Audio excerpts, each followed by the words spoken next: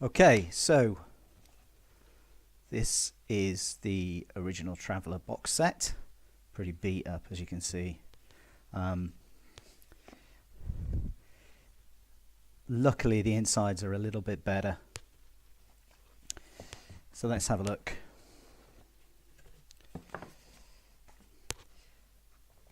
So the original version of this would have had the 3 black books. There they are. Starships, Worlds and Adventures, and Characters in Combat. And so it's very much taking from the first version of Dungeons and Dragons. And you can see my particular copy is produced under license by Games Workshop, who at the time, before they got well into Warhammer, were importing and licensing a lot of American games, and basically that was their business. So you've got the classic careers here. You've got the Navy, Marines, Army, Scouts, Merchants, and other. And this is the infamous you can die in character creation, character path model, which was very innovative for the time. And it is a whole little game in and of itself.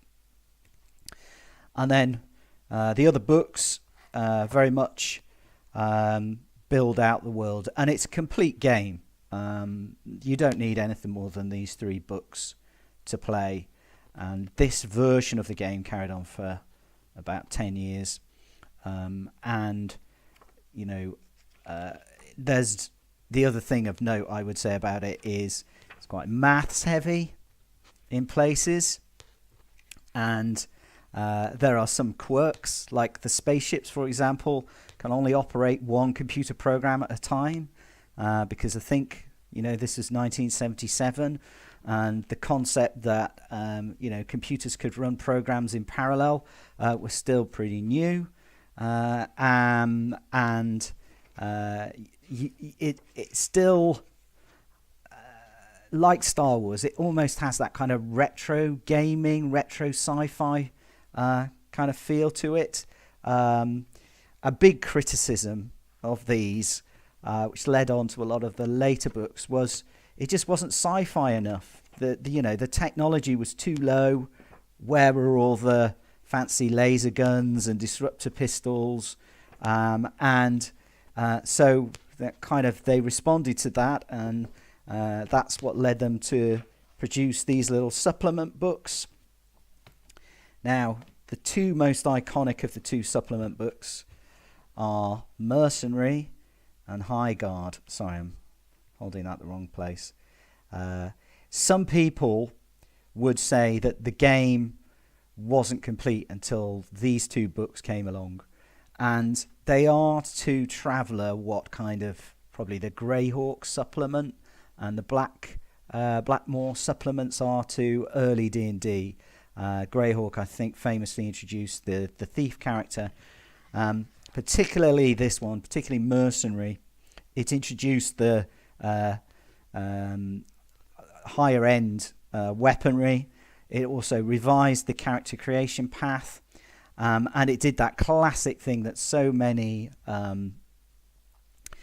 games do, which is that the later stuff, if you go with the characters generated through here, they are invariably better than very early characters. They just have more skills, they have access to better equipment,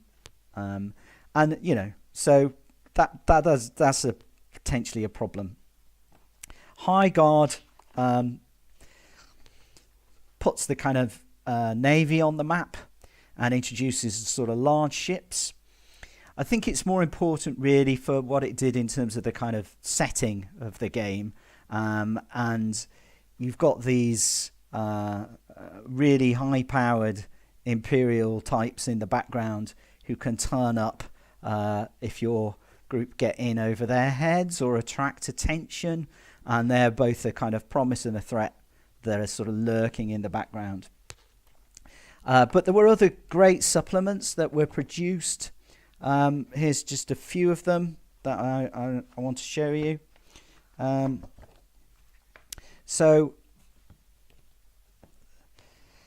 The original 3 books didn't really have background. It was an implied background only. But as the supplement series went on, and as the Traveller Aid Society magazine was produced, etc., that kind of Third Imperium background emerged, and this was the setting. The Spinward Marches is the default campaign setting for Traveller, probably to this day, to be honest. And it's a frontier setting, so it's got that kind of again, in parallel with D&D, exploring the frontier feel to it. It's very keep on the borderlands, in search of the unknown in that sense. And this little book doesn't give you a huge amount of depth. You get your hex maps, you get a little bit of data about each world. That's literally it. That's all you get. You have to be able to read these universal planetary profile descriptions that are all coded up in hexadecimal. So again, it's sort of the game's betraying its roots, and literally that's it. You know, there isn't a big write up. There's no real text. You might get introducing each of the subsectors a little bit here that just tells you the bare minimum. So there's a lot of room for the GM to add their own flavour, and then at the end you just get an explanation for what all the codes mean, and that's your lot, really. So there you go. So that's the beginning of the implied setting. Along with that, you also have this book. So this book was the first time that you could create a wide range of non-armed forces characters. In the original 3 books, you obviously had the merchant service, which is relatively well developed in the early game, and the other service. This is really the other service sort of fleshed out, and it gives you the option to generate quite a range of new character types through the life path system. Pirates, belters, sailors, doctors, flyers, barbarians, bureaucrats, rogues, nobles, scientists, and hunters. And it is actually quite balanced. So unlike Mercenary, if you generated characters using this book, they wouldn't come out massively ahead or overpowered compared with the rest of the party. The only problem is, because you've still got the death in service element built in, some of these doctors and flyers and barbarians wouldn't make it to the table, unfortunately. So often, you'd go in there with the intention of generating a specific kind of character, and that just wouldn't survive the game to make it to the table. So you might end up with something completely different because you wanted to play a scientist, but they died in the lab. And actually you're bringing to the table a noble because that was the 3rd character. You're running out of time. You've spent an hour on it already. That one actually made it. That one lived. So there you go. And then you've got basically a bunch of NPCs, which you can also play. Again, you're not getting a lot of detail about these characters. You just get like one little paragraph and that's it. But they're generated using Mercenary, and so you've got kind of basically some opposition there, but you've also got some off-the-shelf pre-gens if you wish. And this is how the game carried on for the first 10 years, producing supplements, repackaging the iconic black box into a book, Better artwork, obviously, but no major rule changes. And even the kind of new subsystems that were introduced were just kind of add-ons rather than fundamental change. So that's part one. So part two is represented by this Mega Traveller. So people got to sell books, you know, and there's this setting now that's been in development for a while, and it's the Third Imperium, and it's kind of there as a kind of background thing, and the people who produced the game thought, well, why not shake things up, move the timeline on a bit? So they did. So they imagined a situation where there's a succession crisis for the Third Imperium, for the who will be the next emperor, and suddenly that massive interstellar association of worlds is at war. And I think the idea was that the players would have all kinds of new opportunities for missions and adventures, and they would take sides, and there could be, maybe some other spin-off board games exploring the various conflicts. Didn't really work for various reasons, in my opinion. Firstly, it kind of misunderstood the purpose of the Imperium in many people's games at the table. It's there as a background threat, as I said earlier. It's not something that features front and center of games, and so a lot of GMs and a lot of players are like, what have you done messing around with my setting where this thing that is not supposed to be a major plot point suddenly is the front and center of everything. So it wasn't particularly well received by elements of the fan base as a result of that. I've picked this particular book up because, as it says, it's a kind of background book of all data about the Third Imperium and the worlds there within, and sort of expands on the equipment that's available, and it has some good pictures of the various iconic starships in here, and some of the ground vehicles. So, it's a very good reference book, and it didn't really matter to me on my table at the time that I wasn't using the Shattered Imperium implied setting of Mega Traveller. This was all stuff that was all good game juice, so it came to the table. And it's kind of maybe one of kind of three of these kind of setting offshoot kind of efforts that were made. So you've got Mega Traveller, which just advances the timeline a little bit, introduces a wider political conflict. Then you've also got what was called Traveller 2300 AD, which went back in time. That setting was better received, actually, and there's people who religiously play that and think it's great. Just move the tech level back a bit, have more of a kind of frontier spirit rather than a kind of settled feel to it. And then you had the New Era, which is the next thing I want to show you. So this is a book from the New Era. If Mega Traveller was unpopular, then the New Era was unpopular with bells on amongst many fans. And what the premise was that some kind of living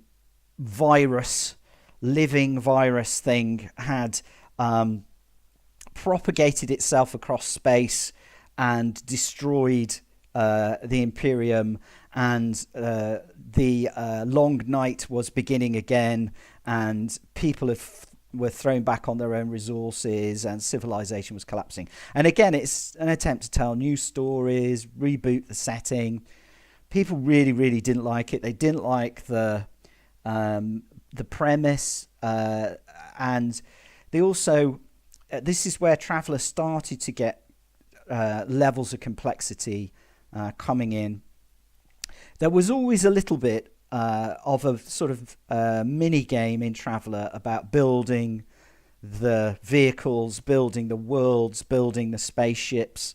But Traveller, the new era, started to take that to the next level, really. And so for many people who maybe couldn't get a party to play with, and Traveller increasingly becoming a kind of niche game, not having the early popularity it had, they could game on their own by building these things out. And so this book gives you the instructions for how to construct all kinds of pieces of tech, and it tells you the kind of what the authors had in mind and what the implications are of various sci-fi bits of technology, and it does kind of let you into the sort of design ethos behind a lot of the game. And you can have a lot of fun if this is the kind of thing you're into, designing particular settings or particular kinds of vehicles or computers or whatever. So this kind of really opens up the game, makes it more of a kind of toolkit, brings back that thing that Traveller had for many of us at the start, which is it's this kind of open world. There isn't an implied setting, as I said in the early books. And you can see how this kind of feel of Traveller kind of carries on through into the current stuff that you will see being kickstarted at the moment. Traveller T4 and T5, the 4th editions, the 5th editions, very much based on this idea of kind of tinkering and appeals as well to those people who always like the kind of warfare elements of the game. So there, it could have all rested. At some stage, Game Design Workshop went bust. The game went through different iterations. There was a very popular GURPS version for a while, which got a lot of people into the setting. There was a D20 version. But eventually, Mongoose decided they wanted to license the game, and they wanted to go back to the kind of classic feel of Traveller. And they wanted to revisit some of the early conceits and ideas. So again, in many ways, this is a bit like the story, that the path that D&D has taken. You get a simple starting product, you then get increasing complexity, and then you're going back to discover the roots of the game. And so they produced Mongoose Edition Traveller using the classic logo there, or a variation of it, and the artwork very much harks back to some of those later settings for the classic game, and it was well received by fans, and it brought back into print a lot of material that was hard to find, or if you got it, it was on CD-ROM or other formats which people maybe liked less than straightforward PDFs or POD print. This itself is a print-on-demand product, and I think the success of this led Mongoose to think, right, okay, well, can we produce something which just pushes the envelope a little bit further than this? Is a little bit less closely associated with the kind of classic look and feel, maybe has better graphics, but it's the classic rules, it's just presented better.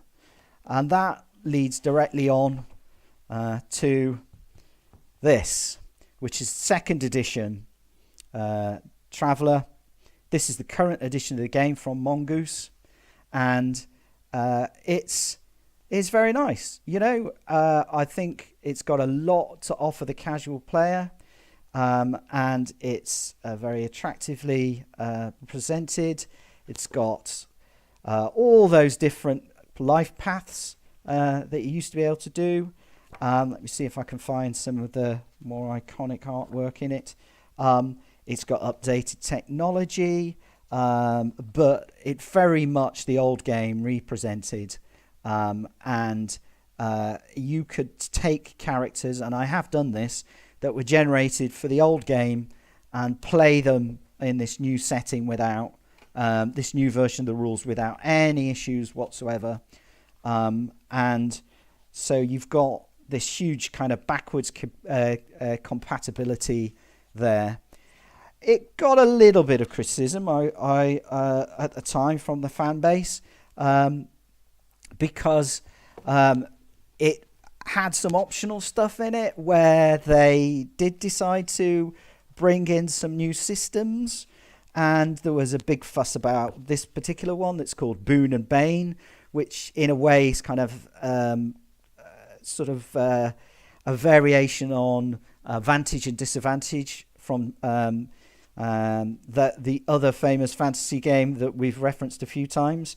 And then they have a kind of effects result table where instead of the classic Traveller, roll 2 6-sided dice, get an 8, you succeed. You have now degrees of success. And this is very much kind of something that many GMs used to do anyway, and which has kind of made it into games that have kind of been using that 2d6 mechanic, and noticeably the Power by the Apocalypse world, and kind of bringing it back into Traveller. But you don't have to use these extra bits. There's nothing to say that they're mandatory. And this is very nice. Again, it's a complete game. You don't get the starship creation rules in this core rule book, but you get a reasonable amount of core equipment and some ideas about how to build monsters and worlds, and a complete character generation system, and it's very nice. So it's certainly the only thing I personally don't like that much about it is I don't like how they've rebooted the logo, but that's a very minor thing. And there's even a callback to the famous bit about the free trader Beowulf, which features on the cover of the original version. There they are on the back again. So that it is lovely, in my opinion, and well worth checking out for classic Traveller fans. Slightly expensive, but worth it. And as you might expect, they've also produced some supplements. I picked this one up. This is the this is the catalogue, and it sort of rounds out the equipment within the game, and introduce lots of different kinds of personal gear and weaponry, and generally some cool stuff that you can grab hold of. And this reminds me a little bit of the sort of G.I. Joe, Action Man type sets that you would get when I was a kid to sort of flesh out your collection. You'd get a weapon and a new suit and this sort of stuff. And the art feels very much like that. And I think that's not a coincidence. I think there's something to do with the kind of retro feel to this game, where we're going back to a classic game that was written in the 1970s. And although we've got a little bit of a flavour of some degree of sophistication around the different sci-fi stuff, generally you're going to be playing a human or one of a very small number of alien races, and you're not going to be that augmented. Cyberspace is not really a thing. You are very much your sort of average Joe type character, albeit you may have an armed forces background.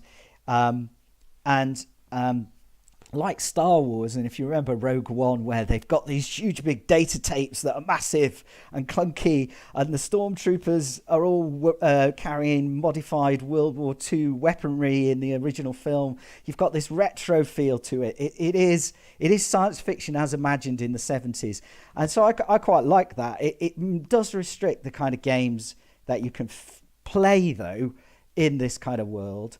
But I want to just show you one last thing. So this is another supplement, and this is a game called Mind Jammer. Now, Mind Jammer was introduced a few years previous to this book coming out, and it is a setting all on its own, and a game for a different set of rules, but it does fill in the gaps around the kind of higher tech sci-fi and what's called transhumanism. And there was a lot of clamour for a version 4 Traveller. So that's what they did. They produced a rule set for Traveller, which kind of incorporated this... I would hate to call it the wrong thing, but it's sort of the science fiction that has evolved in the last 30 odd years since the original game was published. And yeah, I was really looking forward to this coming out, but I have to say I've found the actual book a little bit disappointing, because I felt it was kind of going back towards the complexity of this kind of thing. It was just too complex for the table, or my table anyway. But there's some nice stuff in it. I think probably what I'll do instead of using that, although I may go back and give it a second go, is I'll use the actual Mind Jammer book, probably without that kind of interpretation, because this is just so well presented, and it gets the concepts across so nicely. I feel that I could put it into my classic game without a lot of effort. And I don't really need all the heavy conversion stuff that's in here. And maybe it was a mistake to think that was what was required. But it's nice to see that the Traveller setting is kind of open to this kind of injection of new things, because what it's basically doing is kind of going back to its original roots of being not having a setting that's required to be able to play. You make your own setting up. That's very much the ethos of this original game. Is you create your own subsector, you populate it how you wish, you design all the stuff that isn't in here, and you add it in. And so in some ways, although I like the Third Imperium, and I've played a lot of games in the Third Imperium, I'm ready now with my Traveller to kind of rediscover this kind of open, build your own, albeit for me it will be a very simplistic build your own rather than the complexity and the detail of some of this approach to sci-fi gaming. So I hope you've enjoyed that quick rattle through lots and lots of years and different editions of the Traveller game. And let me know what you think. Give me a few comments. As I say, this is just my opinion. It may not be your experience of playing. I know there's a lot of people who came into the game through GURPS and through D20, and I haven't really covered that at all, and my apologies to you. It's just I don't at the moment have the copies of those things, so I can't really show them off. But a great game. I think sadly neglected these days, and I hope more people rediscover it. Thank you.